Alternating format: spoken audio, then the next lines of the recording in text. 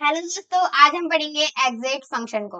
देखो, exit function बहुत सारे लोग यूज तो करते हैं, लेकिन वहां पे सीधे सीधे एरर दिखा देता है या फिर आपको कई बार कंफ्यूजन हो जाती है कि कहाँ पे एग्जिट फंक्शन को यूज करना होता है।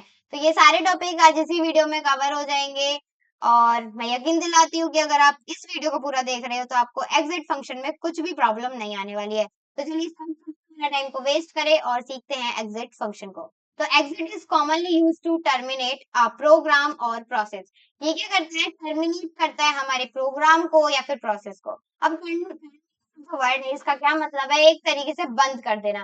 टर्मिनेट मतलब आपका जो आगे का प्रोग्राम है वो रन नहीं होगा, वो एक तरीके से बंद हो जाएगा या फिर वो ब्लॉक है वो एज अ इरेज हो जाएगा हमारे प्रोग्राम से। अगर मैं बात करूं प्रोसेस, तो प्रोग्राम और प्रोसेस यहाँ पे एक ही वर्ड्स के थ्रू लिए गए हैं। तो अगर आप किसी प्रोसेस को चला रहे हो और आपने बीच में एग्जिट लगा दिया है तो वो प्रोसेस बीच में ही रुक जाने वाली है, आगे रन नहीं होगी। जैसे कि एग्जाम्पल इन डिफरेंट लैंग्वेजेस, मतलब अगर हम दूसरे दूसरे लैंग्वेजेस में बोलेंगे तो हमारी जो चीजें हैं वो एग्जिट होने लग जाएंगी। मतलब पहले मैं एक वर्ड हिंदी में बोल रही हूँ, मतलब पहला जो सेंटेंस है वो मैं हिंदी में बोल रही हूँ, फिर दो तीन सेंटेंस इंग्लिश में बोल रही हूँ, फिर हिंदी में बोल रही हूँ, इंग्लिश में बोल रही हूँ, तो ज्यादातर चीजें बहुत ज्यादा कंफ्यूजन में निकल जाने वाली हैं। तो अगर एग्जिट फंक्शन को यूज कर रहे हैं तो आपके लिए एक हेडर फाइल होती है, उसको यूज करना जरूरी है। उसके लिए हेडर फाइल कौन सी होती है? हैशटैग इंक्लूड, जो हमेशा आता है, इंक्लूड करना कहते हैं इसे।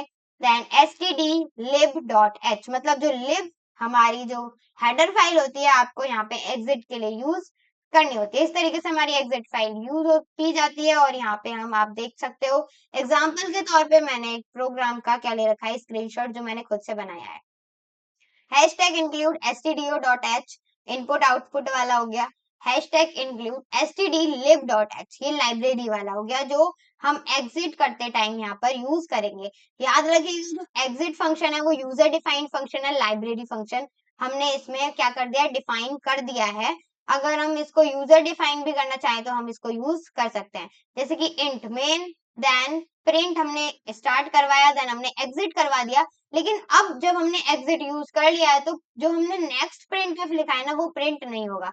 एक बार इसी प्रोग्राम को हम चलाते हैं, यहाँ पे न्यू फाइल लेते हैं, सेव करते हैं और यहाँ पे हम लिखेंगे exit.c, hashtag include stdio.h, then हम करेंगे हैशटैग इंक्लूड क्या, stdlib.h।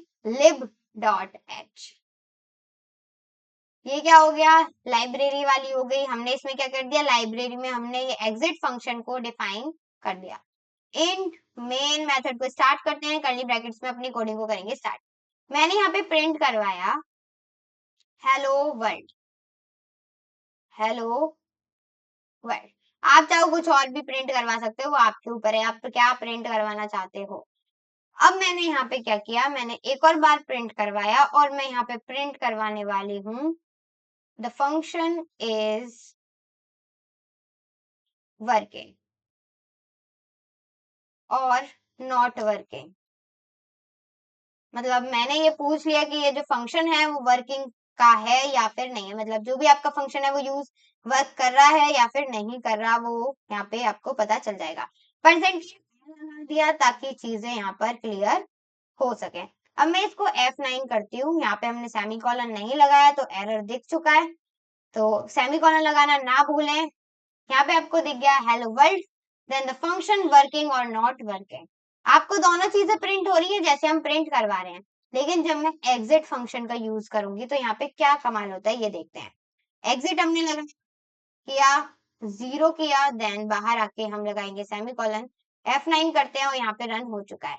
जब रन किया दोबारा से तो यहाँ पे दिख रहा है हेलो वर्ल्ड, जो हमारा प्रिंट एफ था वो क्या हो गया, वो यहाँ पे दिखाई दे ही नहीं रहा, क्योंकि हमने एग्जिट कीवर्ड को लगा दिया। जो हमारा एग्जिट फंक्शन है इसको यूज करके हमने क्या कर दिया, प्रोग्राम को हमने डायरेक्टली क्लोज कर दिया। जो आगे का जितना भी प्रोग्राम था वो सब यहाँ से क्या हो गया है, गायब हो गया है। तो इस तरीके से हम एग्जिट फंक्शन को यूज कर सकते हैं और ये सारी चीजों को इस तरीके से अपने कोडिंग को, अपना जो भी आप लिख रहे हो प्रोग्रामिंग वगैरह, उसको मेंटेन आप यहाँ पे कर सकते हो। आई होप सारी चीजें क्लियर हो गई होंगी, समझ में आ गई होंगी। अभी भी कोई कंफ्यूजन, कोई भी डाउट या फिर कुछ भी ऐसा है जो समझ में नहीं आया तो आप हमसे पूछ सकते हैं कमेंट बॉक्स में लिखकर। बाकी thank you so much for watching video, और वीडियो अच्छी लगी तो लाइक शेयर एंड सब्सक्राइब जरूर करें।